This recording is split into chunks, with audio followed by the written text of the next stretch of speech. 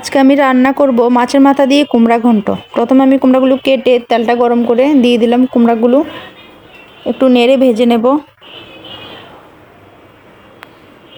ভাজা হলে আমি কুমড়াগুলোকে তুলে রাখবো।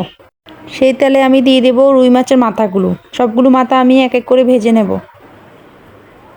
লাল লাল করে মাথাগুলো ভেজে নিলাম। মাথাগুলো এক সাইড করে আমি এখানে ফোড়ন দিয়ে দিলাম জিরা, দুটো তেজপাতা, দুটো শুকনো মরিচ আমি ফোড়ন দিয়ে দিলাম। দিয়ে দেবো 1 চামচ আদা বাটা। দিয়ে মাথাগুলোর সাথে আমি মিক্স করে নিলাম। দিয়ে দেবো 1 চামচ হলুদের গুঁড়ো, অল্প পরিমাণে জিরার গুঁড়ো। আবারও আমি মিক্স করে নিলাম। এবার ভেজে রাখা কোমরগুলো আমি দিয়ে দেব মাথার সাথে দিয়ে আমি পরিমাণ মতন লবণ দেব এবং সবগুলো উপকরণ ভালো করে আমি মিক্স করে নেব।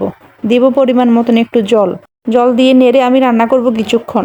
এবার আমি নামিয়ে ফেলবো মাছের মাথা দিয়ে কোমরের ঘন্ট। রেসিপিটি ভালো লাগলে অবশ্যই লাইক দিয়ে কমেন্টে জানাবেন।